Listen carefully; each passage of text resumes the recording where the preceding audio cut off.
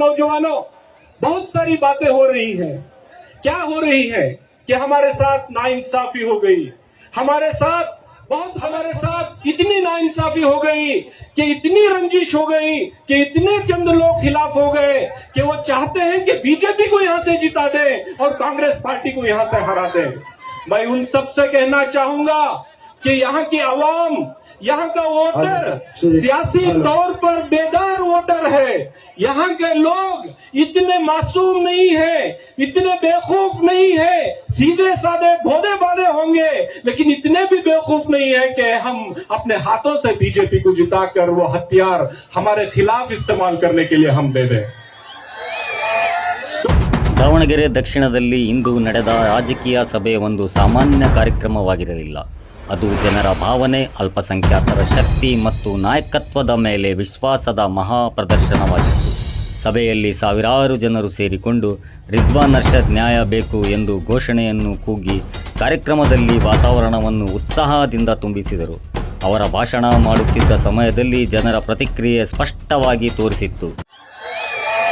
दोस्तों, बुजुर्गों, नौजवानों, जिन लोगों ने कहा कि कांग्रेस ने हमारे साथ नाइंसाफी की है, मैं उनको बताना चाहता हूं कि क्या क्या नाइंसाफी की है। ये रिजवान अरशद जो एक आम घर से आता है, इसको एमएलए बनाकर आपके सामने किस पार्टी ने खड़ा किया है? तनवीर सेठ को किस पार्टी ने खड़ा किया? यासिर पठान को किस पार्टी ने खड़ा किया? एन ए हरीश को किस पार्टी ने खड़ा किया? सलीम अहमद को किस पार्टी ने खड़ा किया? 10 एमएलए किसने बनाए? कौन सी पार्टी थी वो जिसने बनाए? हमारी बहन यहाँ जो एमएलसी है बल्किस बानो, उनको किस पार्टी ने बनाया? दो मिनिस्टर जमीर अहमद साहब और रहीम खान साहब किस पार्टी ने बनाए? कांग्रेस पार्टी ने बनाए।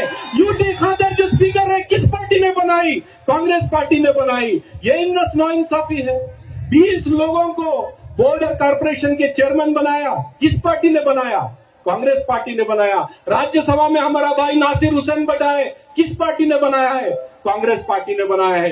जब भी आरएसएस के लोग, जब भी संघ परिवार के लोग हम पर हमला करते हैं, वो कौन लीडर है इस सियासत में खड़कर डट का मुकाबला करते हैं? वो सिद्धरामैया है, वो डीके शिव कुमार है, और कोई नहीं है जो हमारे लिए खड़े होकर के बात कर सकता है। अरे पूरे हिंदुस्तान में नरेंद्र मोदी की आंख से आंख मिला करके कोई एक लीडर बात करता है तो राहुल गांधी है, मल्लिकार्जुन खड़गे है। वो कौन सी पार्टी के हैं? वो कांग्रेस पार्टी के हैं।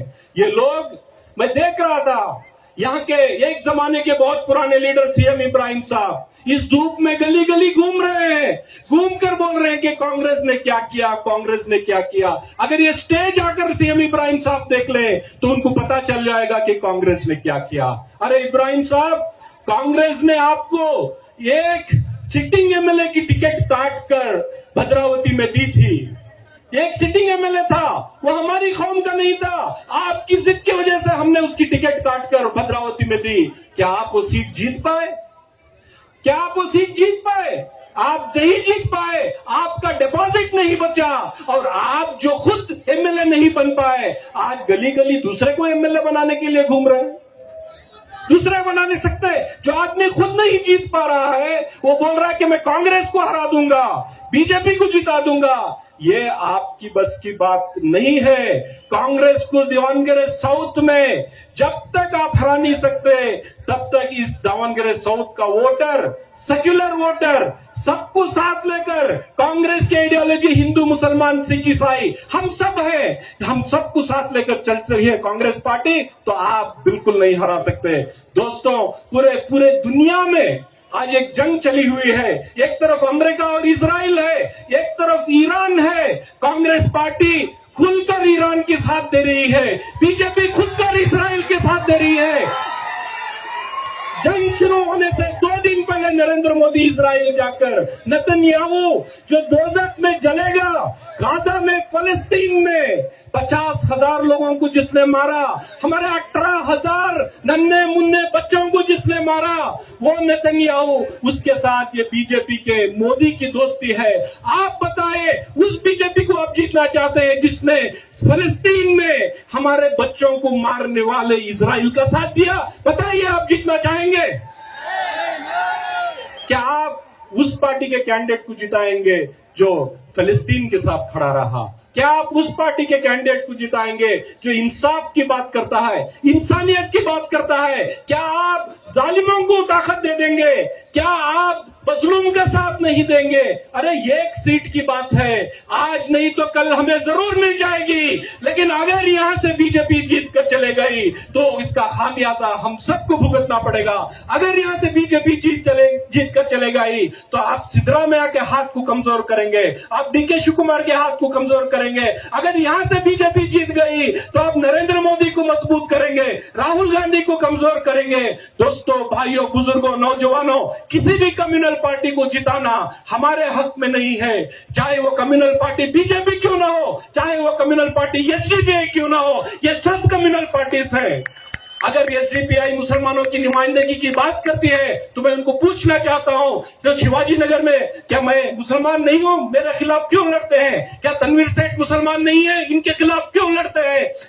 आप केरला में मंजेश्वर में 70 वोट से जीता हुआ एक मुस्लिम एमएलए, उसके खिलाफ आप क्यों लड़ते हैं? आपका मंशा क्या है? आपको फर्स्ट हमको हराना है, कांग्रेस को हराना है, बीजेपी को जिताना है। अगर यही आपका एजेंडा है तो आप सुन लीजिए, किसी कम्युनल पार्टी को आज यहां के वोटर साथ नहीं देंगे। जो भी देंगे कांग्रेस पार्टी को वोट देंगे, सेक्युलर पार्टी को वोट देंगे, इंसाफ पसंद लोगों को वोट देंगे। इंसाफ पसंद लोग राहुल गांधी है, इंसाफ पसंद लोग मल्लिकार्जुन खड़गे है, इंसाफ पसंद लीडर सिद्धरामैया है, इंसाफ पसंद लीडर डीके शिवकुमार है, इंसाफ पसंद लीडर ये एस मल्लिकार्जुन है। और हमारा कैंडिडेट जो यहाँ बैठा एक नौजवान है, आज आप इसको वोट देकर कामयाब बनाएंगे, असेंबली के अंदर हमारे साथ कंधे से कंधा मिलाकर बीजेपी के साथ लड़ाई करेगा, इतनी मैं आपको गारंटी देता हूं। और इतना कहते हुए मैं अपील करता हूं कि आप मेहरबानी से 9 तारीख को होने वाले इस इलेक्शन में एक करारा जवाब, दावनगिरी में एक वोट जो कांग्रेस को पड़ेगा, नरेंद्र मोदी जी के कान में वो सीटी बजनी चाहिए। इतना कहकर मैं अपनी बात खत्म करता हूं।